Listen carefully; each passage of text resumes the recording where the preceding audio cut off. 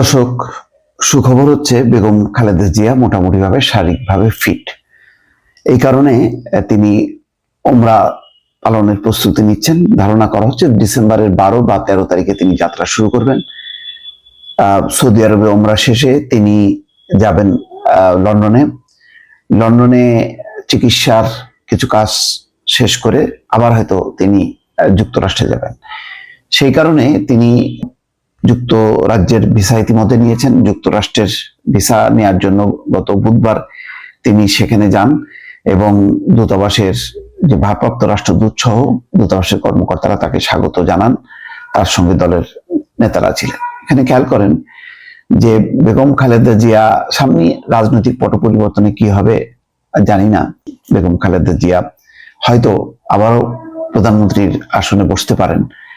তো যে পর্যায়ে থাকুক না কেন, সাবেক প্রধানমন্ত্রী হিসেবে তিনি কিন্তু এখনই রাজকীয় সম্মান পেতে শুরু করেছেন। কয়েকদিন আগে নিশ্চয়ই আপনারা দেখেছেন যে সৌদি রাষ্ট্রদূত বেগম খালেদা জিয়ার বাসায় গেছেন, তার সাথে সাক্ষাৎ করেছেন এবং ওমরা পালনের আমন্ত্রণ জানিয়েছেন সরকারিভাবে।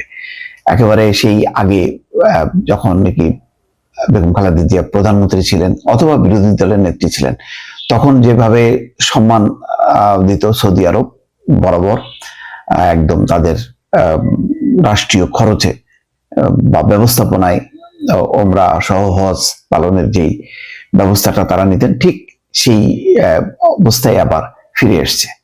মার্কিন যুক্তরাষ্ট্রের তিনি ফিঙ্গারপ্রিন্টের জন্য তাকে যেতেই হবে, সুতরাং তিনি গেছেন এবং দূতাবাসের ভারপ্রাপ্ত রাষ্ট্রদূত সহ যারা যারা ছিলেন সবাই স্বাগত জানিয়েছেন এবং সেই কাজটি করেছেন। এখানে বলা হচ্ছে যে বেগম খালেদা জিয়ার শারীরিক অনেকগুলো জটিলতা আছে। সেই জটিলতার কারণে কোনো একটা দেশে হয়তো চিকিৎসা তার সম্পূর্ণ নাও হতে পারে। এই জন্য তিনি যুক্তরাষ্ট্রের ভিসাও নিয়ে রেখেছেন, যাতে তিনি লন্ডনে চিকিৎসা শেষে আবার যাতে যুক্তরাষ্ট্রেও যেতে পারেন। তো সবকিছু যেখানে বলা হচ্ছে যে তার এখন শারীরিক অবস্থা যথেষ্ট ভালো, তারপরও ঝুঁকি এড়ানোর জন্য তার সঙ্গে 17 জন থাকবেন সফর সঙ্গী। এর মধ্যে 5 থেকে 6 জন থাকবেন চিকিৎসক, যাতে তারা সার্বক্ষণিকভাবে তার দেখাশোনা করতে পারে। কোন রকম ঝুঁকি যাতে না থাকে, সেই ঝুঁকি এড়ানোর জন্য এই ব্যবস্থাটা নেওয়া হচ্ছে।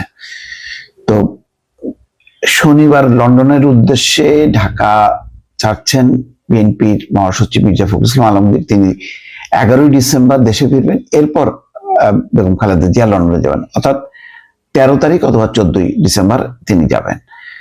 এখন খালেদা জিয়া যে সমস্ত সমস্যার মধ্যে আছেন, তার মধ্যে আছে লিভার সিরোসিস, হৃদরোগ, ফুসফুস, আর্থারাইটিস, কিডনি, ডায়াবেটিস সহ বিভিন্ন জটিলতায় তিনি ভুগছেন। ঢাকার এভার কেয়ার হাসপাতালে বিভিন্ন সময় বিশেষজ্ঞ চিকিৎসকরা দেখেছেন, কিন্তু যে সময় তার আটক অবস্থার মধ্যে ছিলেন তখন প্রয়োজন ছিল তার বিদেশে যাওয়ার, এবং তাৎক্ষণিকভাবে তিনি যেতে পারতেন তাহলে হয়তো অনেক চিকিৎসা ইতিমধ্যে হয়ে যেত। কিন্তু যেহেতু তখন সরকার যেতে দেয়নি, সেই কারণে তার জটিলতাটা অনেক বেড়েছে। যাই তারপরেও এখন পরিস্থিতিটা এমন যে এক সময় এমন পরিস্থিতি ছিল যে বেগম খালেদা জিয়া যেতে পারবেন কি পারবেন না, তার শারীরিক অবস্থা অর্থাৎ ওই প্লেন জার্নি তার শরীর নিতে পারবে কিনা, এটা নিয়ে সংশয় ছিল। সেই সংশয়টা আপাতত দূর হয়েছে এবং এই কারণে তিনি প্রথমে ওমরা করতে যাবেন। পবিত্র ওমরা শেষ করে তারপরে তিনি তার চিকিৎসা কাজ শুরু হবেন। তো মোটামুটি এখন বিভিন্ন দেশ প্রস্তুত খালেদা জিয়াকে বরণ করতে এবং তাকে তার চিকিৎসা সুচিকিৎসার জন্য বিভিন্ন দেশ তারা নিজে থেকেই তারা আগ বাড়িয়ে তারা এগিয়ে এসছেন এবং তারা পরামর্শ দিচ্ছেন এবং তারা বলছেন বিএনপিকে যে কোনো অবস্থায় তারা সহযোগিতা করবেন, তাদের পক্ষ থেকে সর্বোচ্চ চেষ্টাটা থাকবে।